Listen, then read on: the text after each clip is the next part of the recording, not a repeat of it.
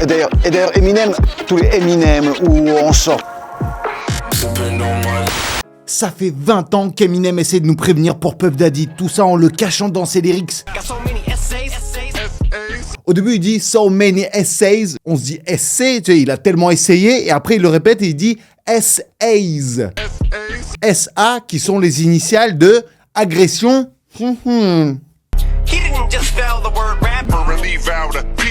Après, je vous l'ai déjà expliqué où il épelle genre R-A-P-E-R, et en fait, R-A-P-E-R avec un seul P, c'est pas rappeur, c'est violoniste. Et après, il dit, est-ce que je viens de mal épeler et j'ai oublié un P, did he? Et sauf qu'en disant vite, ça fait Didi. En 2000 déjà, il nous prévient, il dit « Jeune groupie va avec Puffy ». Ce qui veut dire bien sûr que Puffy, il aime les très jeunes groupies. Là, c'est juste gratuit. Il dit le prochain idiot qui me posera la question, je vais lui botter le pire que Didi l'a fait avec Cassie. Ah ouais, ça c'est de la menace. Parce que je pense que tout le monde se rappelle de ce que Didi a fait à Cassie en vidéo. C'est sur mon Telegram en non censuré. Comme une bombe, et Puffy l'a dit, j'explose comme la voiture de Kid Cudi. Tout ça parce que Kid Cudi, le rappeur, c'est le nouveau mec de Cassie. Et donc lorsque Cassie a commencé à sortir avec Kid Cudi, c'est lui qui l'a poussé à porter plainte contre Didi. Et comme par hasard, le jour où elle a porté plainte, le soir même, Kid Cudi, le rappeur, il sort du studio, il se rapproche de sa voiture et il la voit exploser. Ah, il a flippé de ouf. Depuis, ils ont fermé leur bouche avec Cassie.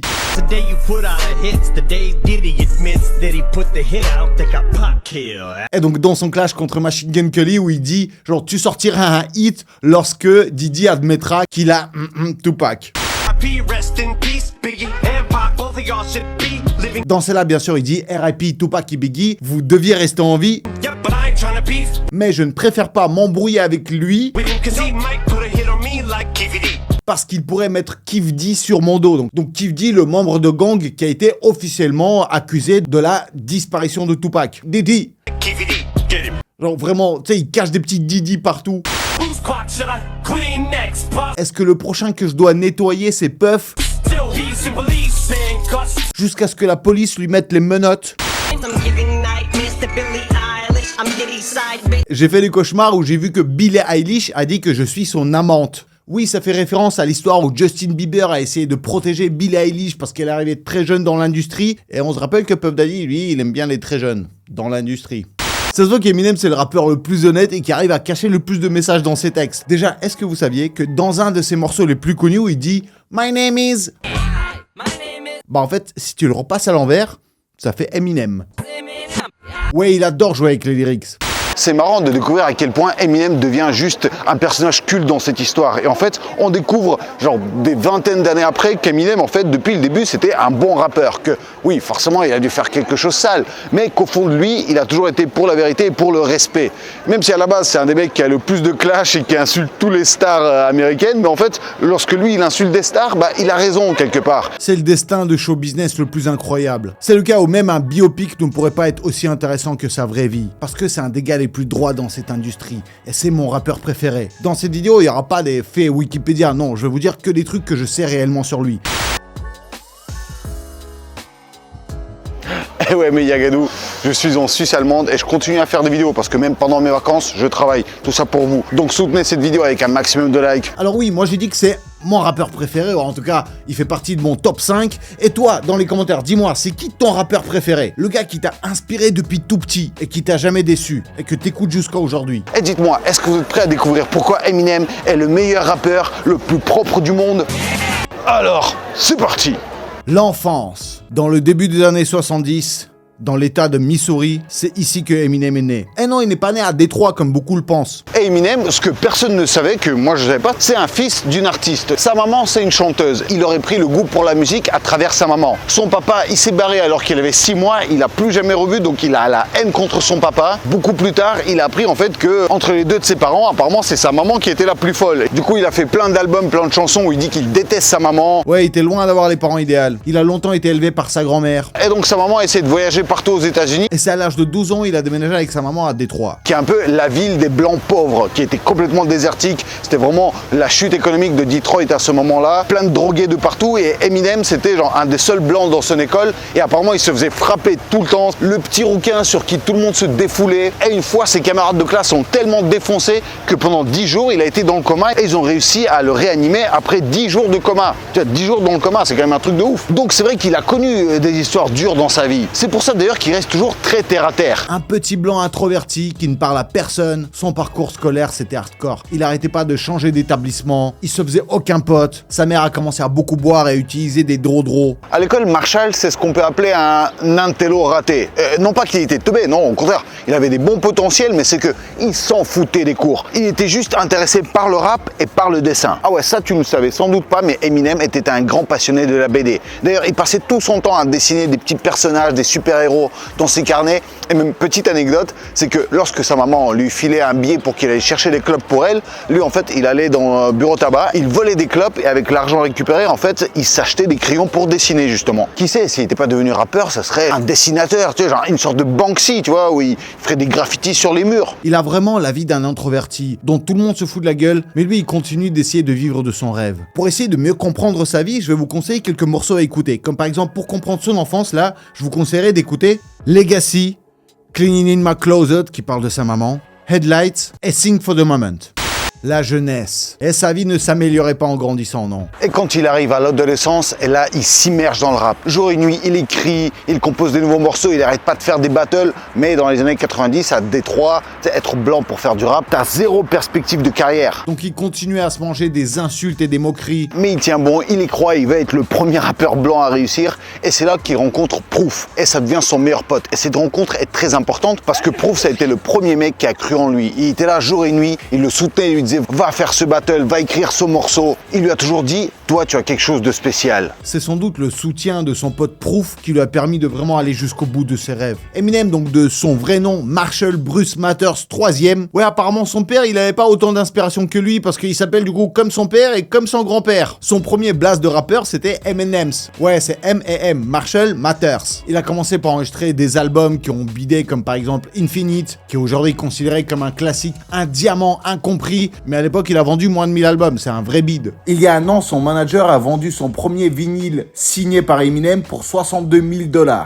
Et c'est après cet échec-là où il était dans ses toilettes et il se disait genre mais comment je pourrais revenir après un tel bide? Si sur les chiottes, il s'est dit faut que je crée un alter ego, tu vois, le personnage de Slim Shady, un blanc fou qui s'en fout de tout et qui insulte tout le monde. Ouais, parce qu'il y a Eminem et Slim Shady, c'est pas tout à fait pareil. En fait, Eminem, c'est un lyriciste, il essaie de transmettre des messages, et à côté, t'as Slim Shady qui est là juste pour épater, pour faire le plus de bruit possible, prêt à s'embrouiller avec n'importe qui, tout ça pour attirer le regard des gens. Et c'est pour ça que le personnage et le rappeur d'Eminem est si génial, parce qu'il mélange justement ces deux côtés. Le fou qui épate tout le monde, et le lyriciste qui veut transmettre des messages importants. Et c'est à ce moment-là de sa vie, en 1995, qu'il devient papa. Alors bien sûr, c'est ce qui peut arriver de mieux dans la vie d'un homme, mais pour lui, à ce moment-là de sa vie, il est au fond du trou. Il a zéro oseille, il a même pas de quoi lui offrir un cadeau de Noël. Son ex, à l'époque, elle lui achète des cadeaux, elle met sous le sapin, elle met de la part de papa, alors que c'est elle qui lui achète. À ce moment-là, sa seule issue, c'est de participer à un concours de ouf dans le rap où à la fin, il gagne beaucoup d'argent. Et donc là, il se met à fond, genre, je suis le meilleur, je vais gagner et je vais devenir riche. Sauf qu'il arrive deuxième et il touche rien du tout.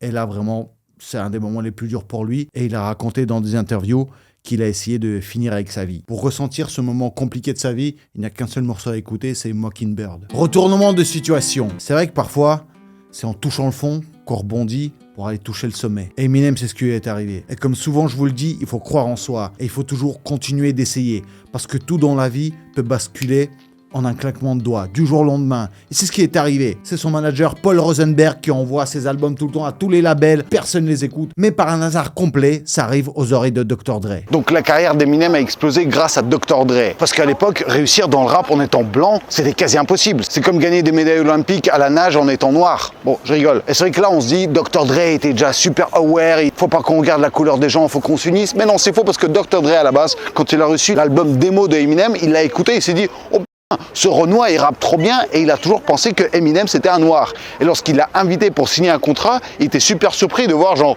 ok, bonjour monsieur, mais il est où le vrai rappeur, le mec super chaud là, le Renoir? Et Eminem il était genre, bah en fait c'est moi. Et après ils se sont liés d'amitié, ils se sont découverts et il a compris qu'en fait Eminem, c'est un mec qui était vrai, c'est un mec qui venait du ghetto, il avait tous les bons réflexes et surtout il était super chaud en rap. Il a cassé le cliché de comme quoi les blancs ne savent pas rapper. C'est que les blancs savent pas rapper. Le seul blanc qui sait rapper, ouais, c'est Eminem. Et d'ailleurs, Eminem, avec ça, il a inspiré tous les blancs dans le rap. Tous les Eminem où on sort.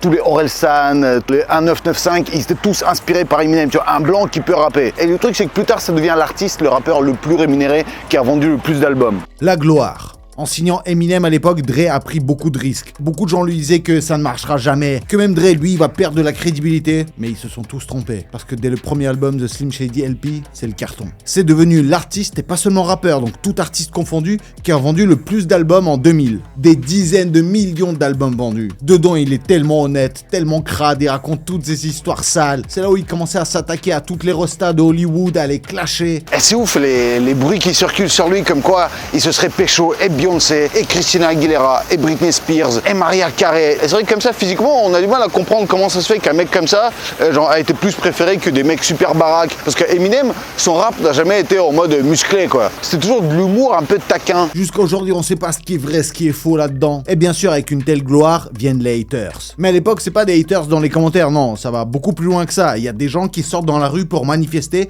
pour dire qu'il faut interdire Eminem, qu'il est en train de pervertir les enfants, qu'il est dangereux pour leur santé mentale.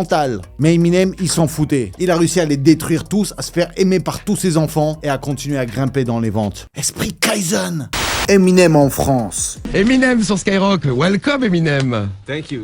We are very happy to see you. Glad to be here, homie. Glad to be Et donc Eminem, pour une de ses premières fois en France, il arrive à la radio chez D-Fool, chez Skyrock. Et là, il a une question sur le vocabulaire français, c'est comment est-ce qu'on dit suce my balls. Elle a D-Fool en bon ami, il lui dit genre, bah ça se dit suce mes boules. Et là, c'est la révélation pour Eminem. Il a appris le langage de Molière, ça devient sa phrase préférée, il la sort de partout. Et donc plus tard. Et donc plus tard, lorsqu'il est invité dans l'émission Hit Machine avec les animateurs Charlie et Lulu, le mec il est à fond et là il balance à tout le public français genre suce mes boules. Suce mes balls. Oui, et ben ça peut être possible. Et ce qui est énorme, c'est la réaction de Charlie lorsqu'il répond à ça. Non, ça ne sera pas possible. C'est la meilleure réponse à un agresseur que tu puisses faire. C'est pas comme ça qu'on dit. Lulu, Ça ne se fait pas. c'est Voilà, le- faut connaître très bien le monsieur.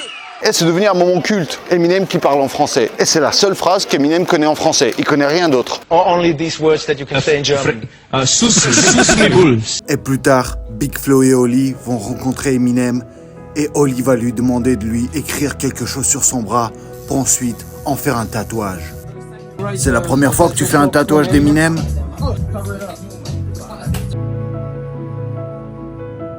C'est devenu un rappeur qui remplit des stades. Sa popularité n'avait plus de limite. Partout où il apparaissait, c'était le gros buzz. Et en même temps, ça se sentait qu'il n'était pas très stable au fond de lui. Il a commencé à avoir des vrais problèmes de justice. Comme la fois où il a défoncé un mec sur le parking juste parce qu'il a commencé à un peu draguer sa meuf. Il a été condamné à payer une amende et à suivre des cours de psychologie pour calmer son agressivité. Et lui, à la place, il est parti en tournée qu'il appelait la tournée du contrôle d'agressivité. C'est génial. Les morceaux où il raconte comment il a vécu cette popularité, c'est The Way I Am et Marshall Matters. Par contre, Eminem, en termes de couple, c'est loin d'être le meilleur exemple. Parce qu'il s'est marié 2 fois avec la même meuf. Et la première fois, il a duré 1 an. Ils ont divorcé, c'est parti en scandale. Et ils se sont détestés, ils se sont insultés de ouf. 5 ans après, ils ont repris contact. Apparemment, ils se sont dit, on s'est manqué. Et vous savez que la règle numéro 1, c'est ne jamais retourner avec son ex. Et ben lui, il s'est remarié avec son ex 5 ans après. Et ils ont duré 6 mois, genre 2 fois moins que la première fois. Si ça, c'est pas le meilleur des exemples. Mais c'est avec l'arrivée de cette popularité hors norme qu'il a commencé à sombrer dans la drodro et dans les affaires sales. Psychologiquement, il se détruisait. Et c'est après avoir été tout au top du show business qu'il a connu un des pires passages de sa vie. La dépendance au drodro et la chute.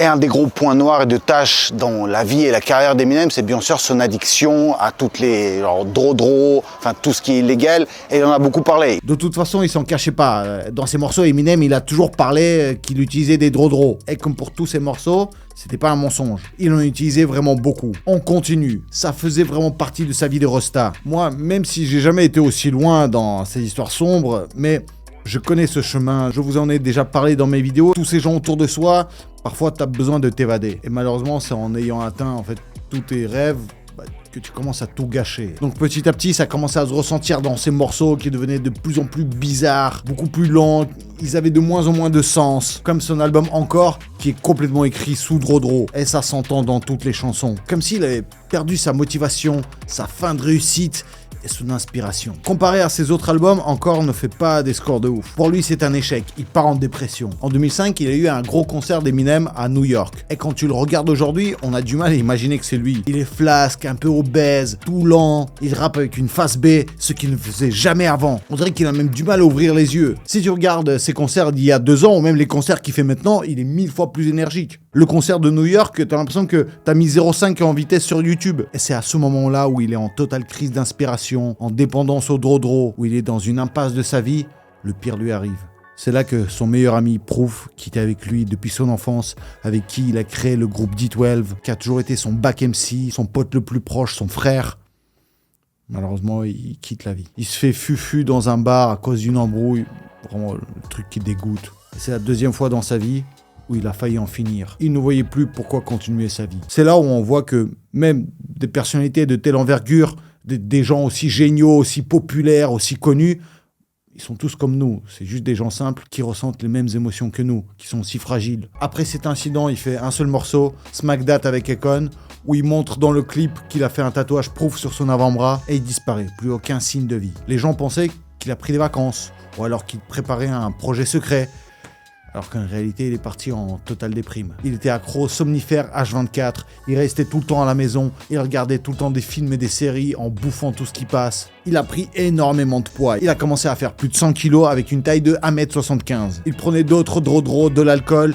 et il savait pas comment s'en sortir. Bien sûr, il faisait aucun concert, aucun nouveau morceau, rien du tout. Il a failli perdre sa vie. Et oui, il a à nouveau touché le fond. Il a pris une overdose de cachet, il est sorti de chez lui, il a perdu conscience, il s'est pété le ménisque et il est resté allongé comme ça sans que personne ne le sache. Et lorsqu'il s'est réveillé, heureusement qu'il était déjà à l'hôpital. C'est par hasard un de ses voisins qui l'a vu comme ça par terre, qui a appelé les urgences, qui ont réussi à le sauver. Mais si par exemple il était resté à peine 1 heure, 2 heures de plus comme ça aurait été fini pour lui.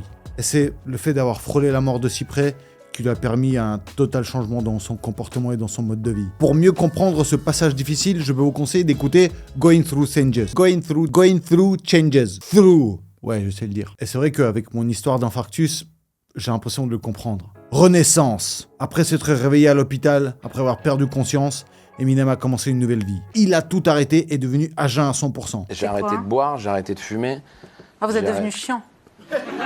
Il est parti dans la totale sobriété. Il a tout arrêté. Et tous les ans, il le rappelle en postant une photo avec ce badge. C'est là où il a sorti son album Relapse.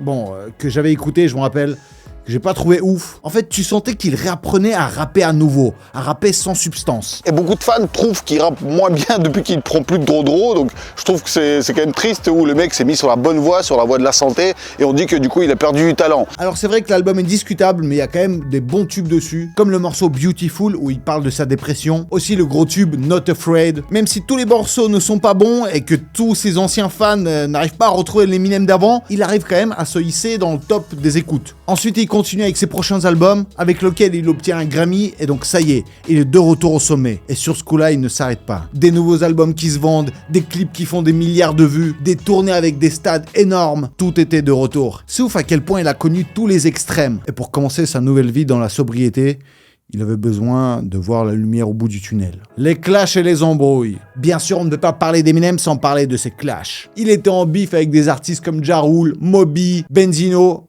et on sait pas où ils sont tous passés. Ouais, quand tu te clashes avec Eminem, il détruit des carrières pour de vrai. Ou par exemple, comme avec Machine Gun Kelly, où il a juste détruit sa carrière. Il a enregistré un morceau contre lui, genre en 15 minutes d'écriture, en one shot, il l'a posé, il l'a sorti direct après, et le morceau a fait plus de 500 millions de vues. Eminem, il a la réputation d'être un peu Dans ses freestyles, dans ses clashs, ouais, il arrête pas de les traiter. Des fois, il sort des blagues et des insultes assez hardcore. Mais sauf que Elton John est en fait un de ses meilleurs amis. Et tout le monde dit genre, mais comment ça fait que t'es meilleur pote avec lui? Et lui, il dit, bah de toute façon, moi, je m'en fous de ce qu'il fait. Moi, je l'aime en tant que personne. Et c'est Elton John qui l'a aidé à arrêter la drogue. Clash dans la politique. Et c'est vrai qu'Eminem, il est souvent pris pour un complotiste. On dirait qu'il soutient plein de théories de complot. Déjà dans les années 2000, il a sorti des morceaux où il insulte Bush. Par exemple, pour le 11 septembre, il était en mode genre, c'est Bush qui a fait tomber les tours jumelles. Il a fait des concerts où il mettait des masques de George Bush, tout ça pour se foutre de lui. De toute façon, Eminem, il a jamais hésité à toujours dire tout ce qu'il pense. Comme par exemple contre Donald Trump. Le mec, il va à une cérémonie, les BET Awards du hip-hop, il arrive, il fait un clash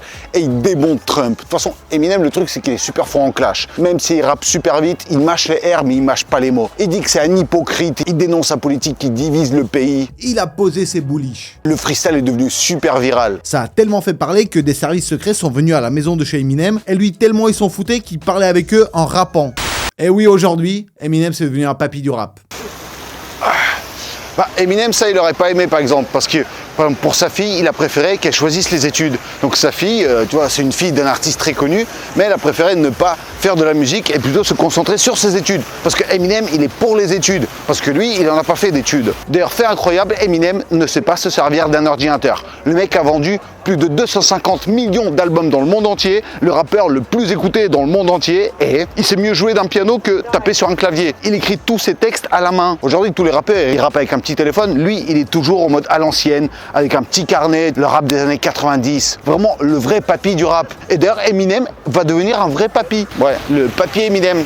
Ça fait bizarre d'imaginer que en fait, les rappeurs de mon enfance, qui étaient des jeunes complètement fous, ça devient des papys. Genre Eminem, ce sera peut-être le seul rappeur qui va mourir de sa propre mort et non pas de overdose ou de, je sais pas, de sida ou de flingue.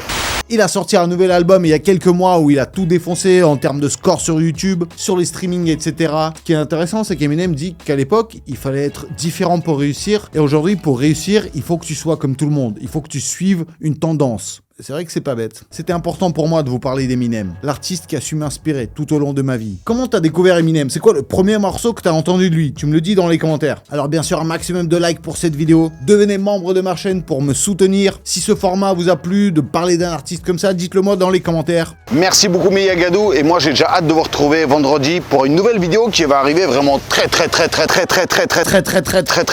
bientôt.